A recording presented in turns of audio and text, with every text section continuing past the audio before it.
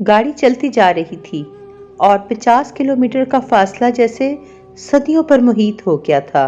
उन्होंने लालटेन भी बंद कर रखी थी ताकि कोई उन्हें देख न सके। यह ठिठुरती रात और अंधेरे ने माहौल को और भी होलनाक बना दिया था। गाड़ीबान भी मुसलमान था, जिसके तमाम रिश्तेदार। उर्दू चलतरंग पर खुशामदीद। नया अफसाना आपके पेश खिदमत है। चुप हो जाओ, चुप हो जाओ, कोई सुन लेगा और हम सब मारे जाएंगे। चुप हो जा। ज़ाहदा ने अपने 5 साला बेटे के मुंह पर हाथ रख के उसे चुप करवाते हुए कहा। ज़ाहदा, उसकी सास, 2 नंदें, एक बेटा और बेटी, उसका शौहर और ससुर सब अपनी जान बचाकर सिर्फ कुछ कागजात और जेवरात लेकर अमृतसर से भागे थे। हिंदुओं ने मुसलमानों के घरों पर हमला कर दिया था। ये तो शुक्र हुआ कि ज़ाहदा के शौहर माजिद के दोस्त किरणवीर सिंह ने इस बलवे की इत्तला उसे एक दिन पहले ही दे दी थी। खबर मिलते ही माजिद भागा भागा घर आया, दरवाज़ा बंद किया और फूली सांस के साथ ज़ाहदा का हाथ पकड़कर घसीटता हुआ कमरे में ले गया। ज़ाहदा हंडिया चूल्हे पर चढ़ाए फोंकनी से आग जला रही थी।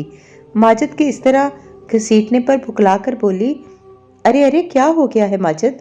बावले हुए हो? हंडिया चूल्हे पर। माजिद ने उसे बात भी पूरी नहीं करने दी और उसके मुंह पर हाथ रखकर बोला, चुप कर जा ज़ाहदा और गौर से मेरी बात सुन। माजिद ने हरासा नजरों से चारों तरफ देखते हुए कहा, हमारे मोहल्ले पर बलवा होने वाला है। जल्दी जल्दी कुछ सामान बांधकर तैयार हो जाओ। बच्चों को और अम्मा अब्बा और मीना शीना को भी बता दे। जितना जल्दी हम यहाँ से निकल जाएं अच्छा है। मैं जा रहा हूँ, किसी सवारी का बंदोबस्त करके आता हूँ। कोई पूछे तो कहना गांव में चचा का इंतकाल हो गया है, वहां जा रहे हैं। इससे पहले कि वो कुछ कहती, माजिद तेजी से बाहर निकल गया। कुछ देर तक तो ज़ाहदा को समझ ही ना आई कि माजिद ने क्या कहा है। फिर हवासों में आते ही वो भागकर सास और ससुर के कमरे में गई और सास के पलंग पर बैठते हुए सरगोशियों में सारी बात उनको बता दी। अब्बा जी, माजिद ने कहा था जल्दी निकलना होगा, इसलिए आप लोग तैयार हो जाएं। वो वापस अपने कमरे में गई। बच्चों के, अपने और माजिद के चंद जोड़े अपने जेवरात और कुछ पैसे जो उसने जमा किए थे एक पोटली में बांधे और बाहर दौड़ी। इतने में उसकी नंदें, सास ससुर भी तैयार होकर बाहर निकल आए। मगरिब के बाद माजिद एक बैलगाड़ी लेकर आ गया। सर्दियों के दिन थे, लिहाजा सब अपने घरों में बंद थे। वो सब खामोशी से गाड़ी में बैठे। गाड़ीबान ने बैलों को हाँका और गाड़ी चल दी। शुक्र हुआ कि कोई गली में ना था, वरना हिंदुओं को खबर हो जाती तो निकलना महाल हो जाता। जब चंद किलोमीटर का फासला गुजर गया तो ज़ाहदा को अपना घर याद आया। कितनी चाह से उसने हर एक कमरे को सेट किया था। सहन में फूलों के पौधे लगाए थे। हर रोज मोतिये के फूल चुनकर वो गजरे बनाती और अपनी दोनों कलाइयों में पहनती थी। उसे मोतिये की खुशबू बहुत पसंद थी। हाय, कैसे भरा घर एकदम छोड़कर निकलना पड़ा। बेध्यानी में उसने बुलंद आवाज से कहा तो उसके ससुर ने चौंक कर उसे देखा। शुक्र कर बेटा, वक्त पर खबर हो गई, वरना तो जो कुछ होना था तो तसव्वुर भी नहीं कर सकती। जान है तो जहान है, जिंदा रहे तो घर और सामान फिर मिल जाएगा। तुम लोगों की जानों और इज्जत से बढ़कर कुछ नहीं है। अल्लाह भला करे करण पुत्र का। जो कुछ मैंने अपनी आंखों से देखा है वो तो बयान भी नहीं कर सकता। ये कहकर उन्होंने घुटनों में सर दे दिया और सिसकने लगे। ज़ाहदा के दोनों बच्चे सो रहे थे। अचानक उसके बेटे ने रोना शुरू कर दिया तो माजिद ने सख्ती से उसे घुरका। चुप कराओ इसे, रस्ते में किसी को खबर होगी तो ज़िबा कर दिए जाएंगे हम सब। ज़ाहदा उसे गोद में लेकर चुप करवाने लगी। सब खौफजदा थे कि कहीं बलवाइयों को खबर ना हो जाए। इतने में बैलगाड़ी रुक गई। माजिद ने फौरन कपड़ा हटाकर झांका और एकदम उसका रंग फक हो गया। क्या हुआ माजिद बेटा, गाड़ी क्यों रुक गई है? उसकी माँ ने पूछा। अम्मा, लगता है हमसे पहले कोई काफिला गुजरा था और बलवाइयों के हत्थे चढ़ गया। रास्ता लाशों से अटा पड़ा है। आप लोग बैठें, मैं और अब्बा गाड़ी बान की मदद से रास्ता साफ करने की कोशिश करते हैं। ये कहकर दोनों बाप बेटा बैलगाड़ी से नीचे उतर गए। शीना और मीना ने मारे खौफ के रोना शुरू कर दिया था तो अम्मा ने उन्हें साथ चिपकाते हुए कहा, चुप रहो बेटा, खुदा न खास्ता किसी को भिनक भी पड़ गई तो हमारा अशर भी उन्हीं जैसा होगा।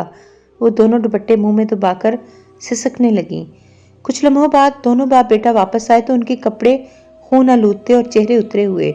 بچے، بوڑھے، جوان، عورتیں، ہر طرف کٹے ہوئے جسموں کا ڈھیر تھا۔ عورتوں کی لاشوں سے پتہ چلتا تھا کہ مارنے سے پہلے ان کی بے حرمتی کی گئی تھی۔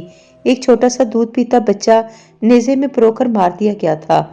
مردوں کے جسموں پر کلہاڑیوں اور برچھیوں کے وار تھے۔ لگتا تھا انہوں نے جم کر مقابلہ کیا تھا، مگر تعداد میں تھوڑے ہونے کی وجہ سے مارے گئے۔ گاڑی چلتی جا رہی تھی اور 50 کلومیٹر کا فاصلہ جیسے صدیوں پر محیط ہو گیا تھا۔ انہوں نے لالٹین بھی بند کر رکھی تھی تاکہ کوئی انہیں دیکھ نہ سکے۔ یخ ٹھٹرتی رات اور اندھیرے نے ماحول کو اور بھی ہولناک بنا دیا تھا۔ گاڑی پان بھی مسلمان تھا، جس کے تمام رشتہ دار ریل گاڑی کے ذریعے پاکستان جا رہے تھے۔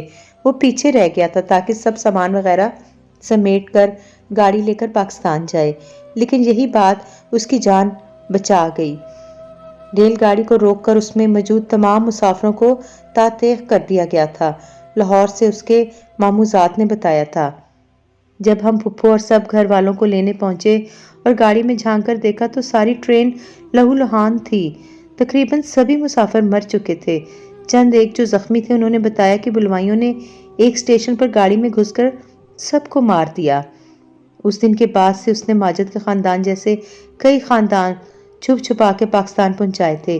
اس کے گھر والے تو مارے گئے، کوئی اور تو بحفاظت اپنے وطن پہنچ سکے۔ سب اپنی اپنی سوچوں میں گم تھے۔ ماجد سوچ رہا تھا، کل تک جو ہندو اور سکھ میرے بچپن کے یار تھے، آج انہیں کیا ہوا کہ میری زندگی کے دشمن بن گئے۔ عید ہو یا ہولی، ہم نے اکٹھے منائی، دکھ سکھ میں ایک دوسرے کو سہارا دیا، پھر اب کون سی آگ بھڑک اٹھی ہے جس نے ہمیں ایک دوسرے کا دشمن بنا دیا ہے۔ انہی سوچوں میں گم سب دم سادے بیٹھے تھے۔ اچانک گاڑی پان کی آواز آئی، ماجد بھائی، اللہ کا شکر ہے ہم بارڈر پر پہنچ گئے ہیں، اب ہم محفوظ ہیں۔ سب نے کپڑا ہٹا کر دیکھا تو کچھ فاصلے پر فوج کی چوکیوں سے روشنی نظر آ رہی تھی۔